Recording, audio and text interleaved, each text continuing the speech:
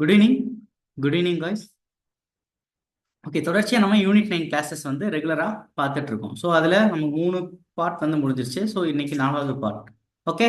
So dash திட்டம் வன்முறையால் பாதிக்கப்பட்ட பெண்களுக்கு ஒருங்கிணைந்த உதவிகளை பெற்றுத் தருவது, பாதிக்கப்பட்ட பெண்களை கவனித்தல், மனநிலை மேம்பாடு, பொது மற்றும் தனியார் அமைப்புகளுடன் இணைந்து செயல்படுதல். ஸோ இதை வந்து எந்த இது பண்ணுறாங்க? ஸோ பாதிக்கப்பட்ட பெண்களை கவனிச்சல், அவங்களோட மனநிலை மேம்பாடு, ஸோ அசிஸ்டன்ஸ், அவங்களுக்கு நிறைய சப்போர்ட்ஸ் கொடுக்கறது, இதெல்லாமே யார் கொடுக்க போறா?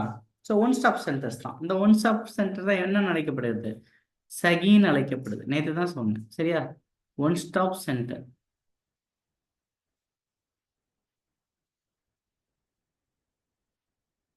ஓகேவா?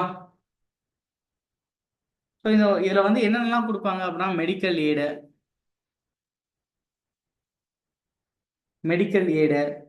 Legal aid. ஸோ லீகல் வழக்கு சம்பந்தமான உதவிகளாக இருக்கட்டும், சைக்காலஜிக்கல், ஸோ மனநிலை சம்பந்தமானது, அண்டு ஸோ கவுன்சிலிங் சப்போர்ட்ஸ். சரியா? கவுன்சிலிங் சப்போர்ட், அந்த அவங்களுக்கு கவுன்சிலிங் கொடுக்கறது. ஸோ இது எல்லாமே இங்கே கொடுக்குறாங்க. ஸோ இந்த திட்டம் வந்து 15 கொண்டு வரப்பட்டது. சரியா? 2015 சகி திட்டம். ஸோ டார்கெட்டட் குரூப்ஸ் இதில் யார்? பெண்கள் எல்லாருமே தான். ஸோ பிலோ 18 உண்டு இதில். சரியா? ஸோ பெண்கள்னோடனே நீங்கள் வந்து 18 வயசுக்கு மேலே இருக்கவங்க தான் அப்படின்னு நினைக்க வேணாம். ஸோ இந்த ஒன் ஸ்டாப் சென்டர்ஸில் வன்முறையால் பாதிக்கப்படுறவங்க, அவங்க வீட்டில் தான் இல்லை, டொமஸ்டிக்காக இருக்கலாம், ரோட்டில் இருக்கலாம், எங்கே வேணாலும் ஒரு பெண் வன்முறையால் பாதிக்கப்பட்டால் இந்த ஒன் ஸ்டாப் சென்டரை வந்து அவங்க அணுகலாம். இந்த ஒன் ஸ்டாப் சென்டர் வந்து டிஸ்ட்ரிக்ட் ஒன்று வந்து சென்ட்ரல் கவர்மெண்ட் வந்து பிளான் பண்ணியிருந்தாங்க. ஓகே. ஸோ அதை தான் சகி சென்டர்ஸ்ன்னு சொல்லுவாங்க. ஓகே. ஸோ இந்த சகி சென்டர்ஸ் வந்து இந்த சக்திங்கிற திட்டத்துக்கு கீழே, மிஷன் சக்திங்கிற திட்டத்துக்கு கீழே தான் என்ன இருக்கு? இந்த சகி சென்டர்ஸ். ஸோ மிஷன் சக்திங்கிறது என்ன சொல்லிட்டு நேற்றே அதை நம்ம பார்த்தோம். என்னது? செக்யூரிட்டி, பெண்களுடைய பாதுகாப்பு சம்பந்தமானது மற்றும் எம்பவர்மெண்ட் சம்பந்தமான திட்டங்கள் தான் இந்த சக்தி திட்டத்தில். அதுல பெண்களுடைய பாதுகாப்பு சம்பந்தமான திட்டங்கள்ல ஒண்ணுதான் என்னது? சகி. நோட் பண்ணிக்கோங்க இதெல்லாம். சரியா? சகி. ஓகே. ஸோ இந்த சக்திங்கிற மிஷன் சக்தி அப்படிங்கிறது எந்த வருஷம் தொடங்கப்பட்டது அப்படின்னா 2022 ஏப்ரல் 1. 2022 ஏப்ரல் 1. ஸோ இதில் தான் இந்த 2 திட்டங்கள் இருந்தது. என்னது? ஒரு நேரத்தை பார்த்தோம் இல்லையா? சம்பல், சமர்த்தி. ஒன்று வந்து சம்பல், இன்னொன்று வந்து சமர்த்தி. இந்த சம்பல் வந்து என்னது? இந்த சம்பல் தான் அவங்களுடைய செக்யூரிட்டி, பாதுகாப்பு சம்பந்தமான விஷயங்களுக்கான திட்டங்களை.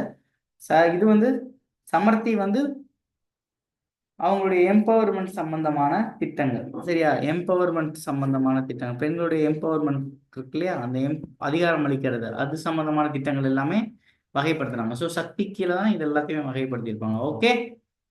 நெக்ஸ்ட், ஈவேரா மணியம்மையார் நினைவு திருமண உதவி திட்டம் யாருக்கு உதவுவதற்காக வழங்கப்பட்டது? ஸோ ஈவேரா மணியம்மையார் வந்து 1881 இந்த திட்டம் வந்து தொடங்கப்பட்டது. ஈவேரா மணியம்மையார் திட்டம் வந்து 1981 இந்த திட்டம் வந்து தொடங்கப்பட்டது. ஸோ இந்த திட்டம் வந்து யாருக்கானது? Poor widows daughters. Okay. So விதவை பெண்களின் மகள்களுக்காக தொடங்கப்பட்டது. ஓகே. விதவை பெண்களின் மகள்களுக்காக தொடங்கப்பட்டது. ஆர்ஃபன் கேர்ள்ஸ்க்கு தொடங்கப்பட்ட திட்டம் என்னது? அன்னை தெரசா. இது எல்லாமே திருமண உதவி திட்டம் தான். ஓகே. அன்னை தெரசா திருமண உதவி திட்டம். ஸோ கலப்பு திருமண தம்பதிகளுக்காக கொண்டு வரப்பட்டது டாக்டர் முத்துலட்சுமி நினைவு கலப்பு திருமண உதவி திட்டம். முத்துலட்சுமி நினைவு கலப்பு நிதி திட்டம். ஸோ கலப்பு திருமணம்னா என்னது? இன்டர் கேஸ்ட்னு சொல்றாங்களே, கலப்பு திருமணம்னா என்னது? யார் யார்? So other communities and SC STs. Okay. So other communities யாரா வேணாலும் இருக்கலாம். ரெண்டு ரெண்டு ரெண்டு பேர் தான் வந்து இன்டர் கேஸ்ட் கலப்பு திருமணம் செய்வாங்க. ஒன்று வந்து அதர் கம்யூனிட்டிஸ் யாரா வேணாலும் இருக்கலாம். எஸ்சி பிசியா இருக்கலாம், அண்டு எம்பிசியா இருக்கலாம், இல்லை ஃபார்வர்ட் கேஸ்டா இருக்கலாம், அண்டு யாரு? எஸ்சி/எஸ்டிஸ். ஓகே. ஆனால் கட்டாயம் எஸ்சி/எஸ்டிஸா இருக்கும். இன்னொன்று பிசி, எம்பிசி.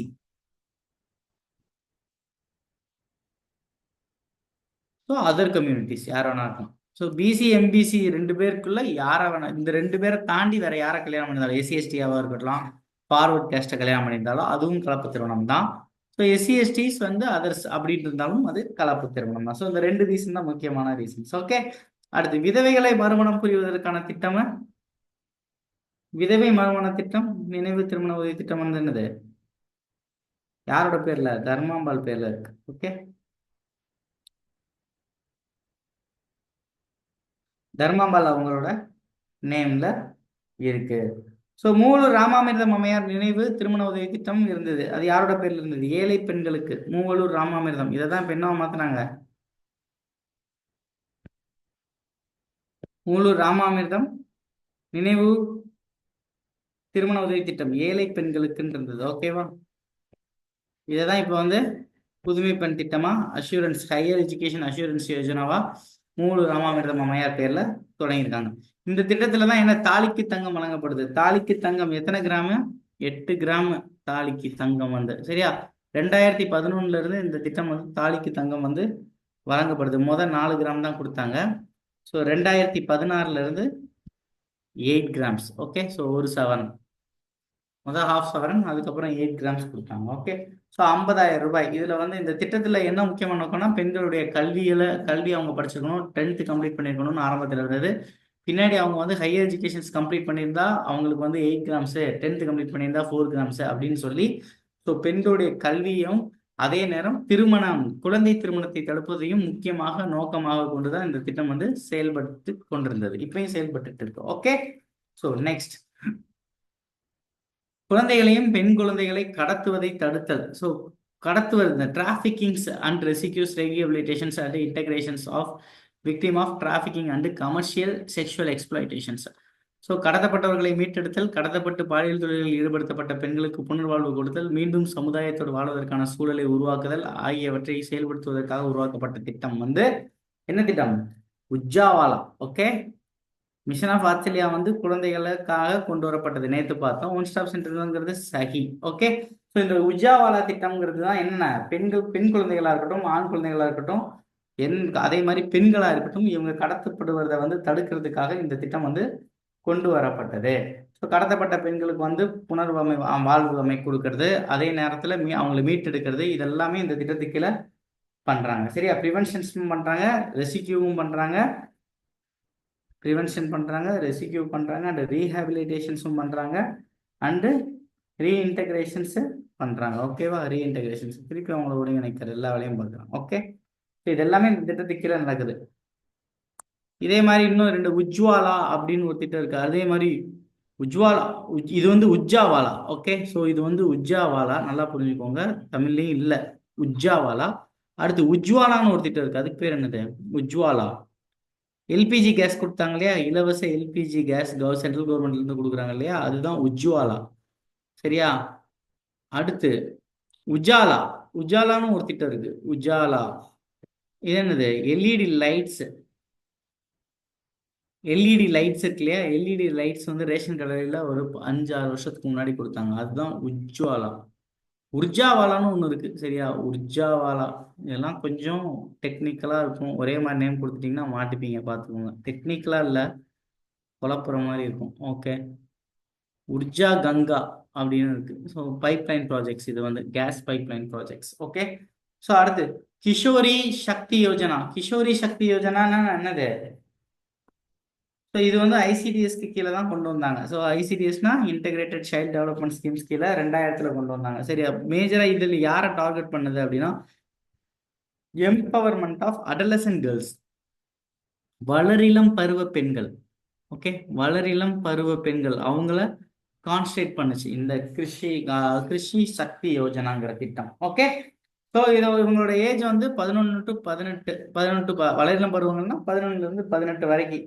ஸோ இவங்க வந்து 3 விஷயத்துல கான்சன்ட்ரேட் பண்ணாங்க. இந்த திட்டம் கிஷோரி சக்தி யோஜனாங்கிறது 3 விஷயங்களை தொட்டுச்சு. சரியா, ஸோ அதை அவங்களோட லைஃப்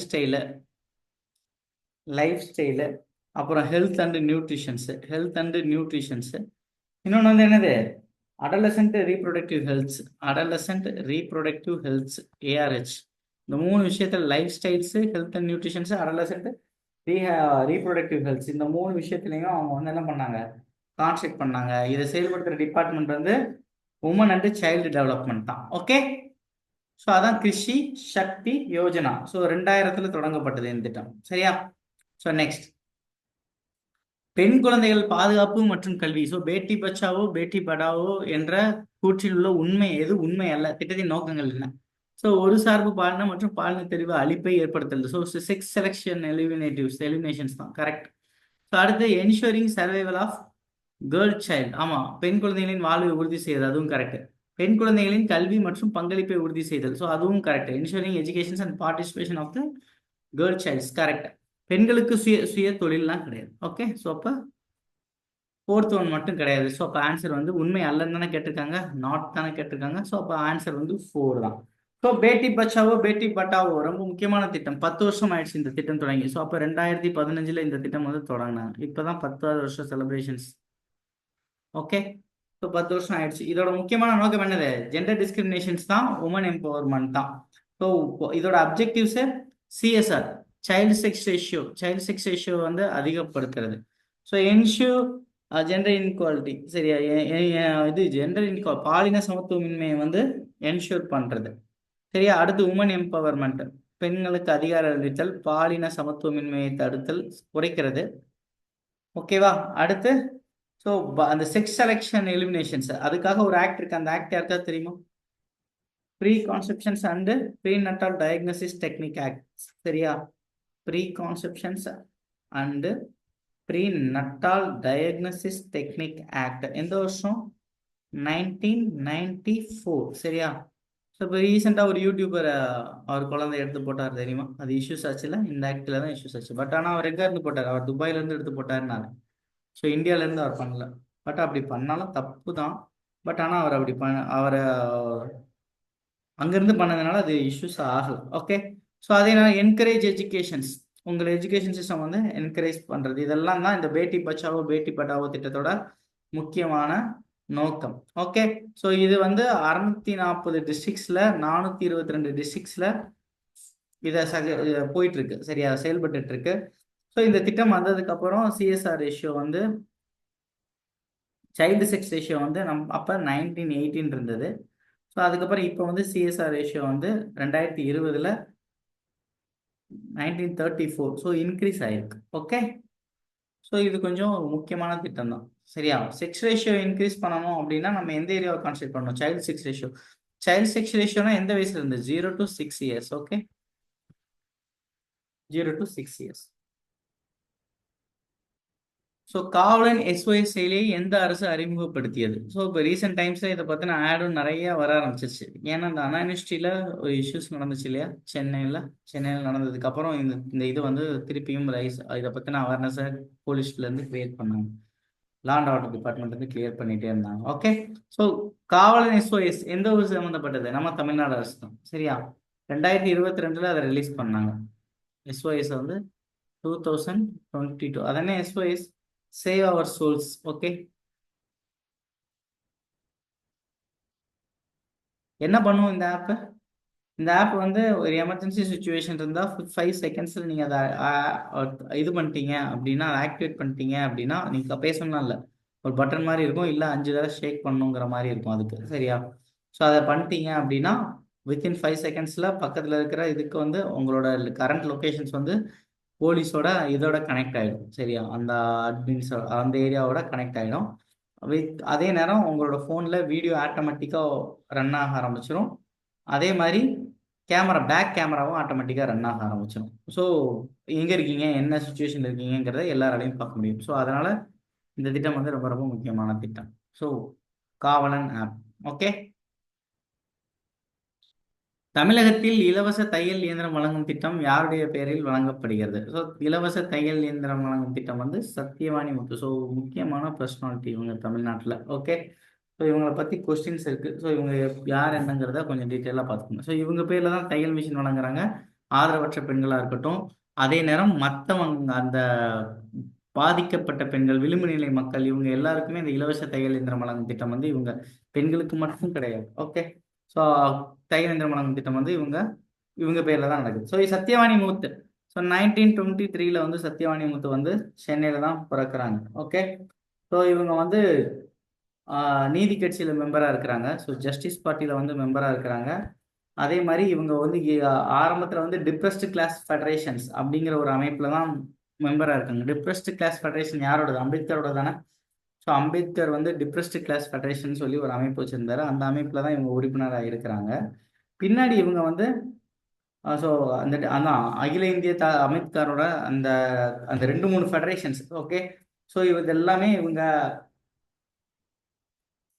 இதில் செயல்பட்டுட்டு ஆஃப்டர் வந்து இவங்க டிஎம்கேல ஜாயின் பண்ணுவாங்க. ஓகே.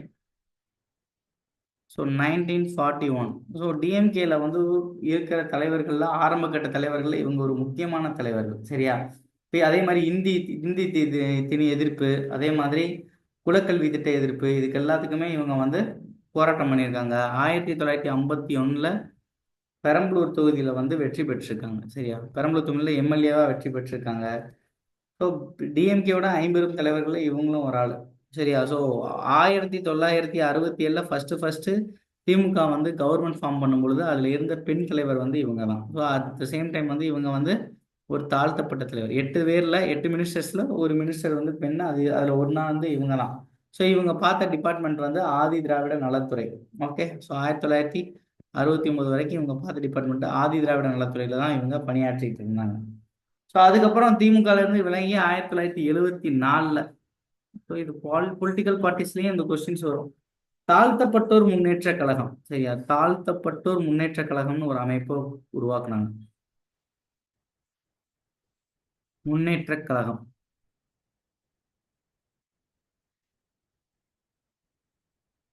சரியா?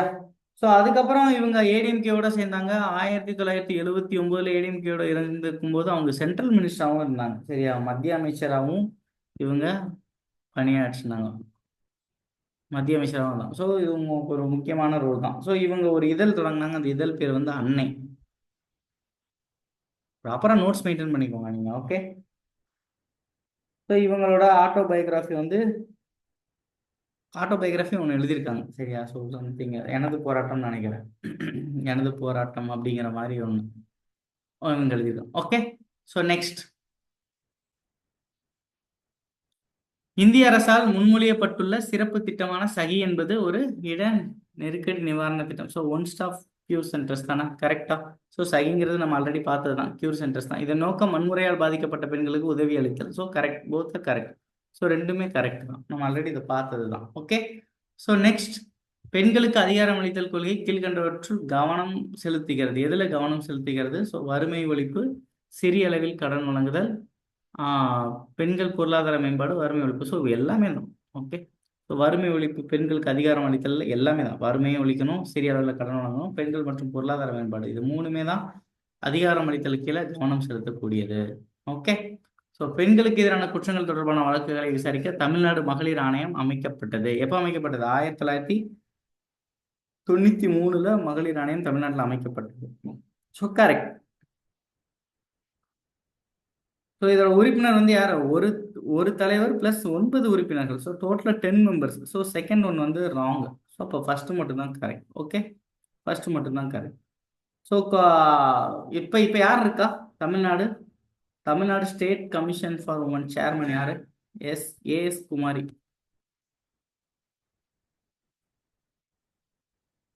சரியா? நேஷனல் கமிஷன் ஃபார் உமன் எந்த வருஷம் ஸ்டார்ட் பண்ணாங்க? நேஷனல் கமிஷன் ஃபார் உமன்ஸ் எந்த வருஷம் ஸ்டார்ட் பண்ணாங்க? 1992 தொடங்கினாங்க. சரியா? National commission for woman act, national commission for woman act 1990. Okay. So அப்போ ஃபர்ஸ்ட் இருந்தவங்க ப்ரீவியஸ் இயர் கொஸ்டின் கேட்டிருக்காங்க. ஃபர்ஸ்ட் சேர்மனாக இதில் இருந்தவங்க, நேஷனல் உமன் கமிஷன்ஸோட சேர்மனாக இருந்தவங்க 1992 ஜெயந்தி பட்நாயக். இது ப்ரீவியஸ் இயர் கொஸ்டின்.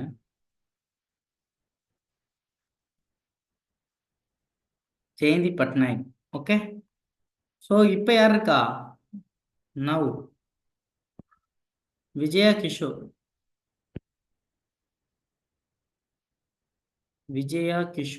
அப்படிங்கிறவங்க இப்போ இருக்காங்க. சரியா? Right. So next, last question. 2014 மக்கள் தொகை கணக்கெடுப்பில் தமிழ்நாட்டின் சமூக பொருளாதார குறியீட்டையும் அவற்றின் பங்களிப்பையும் சரியாக பொருத்துக. சரியா? ஸோ 10 ஆண்டு தமிழ்நாட்டோட வளர்ச்சி விகிதம் என்னவா இருந்தது? 15.61.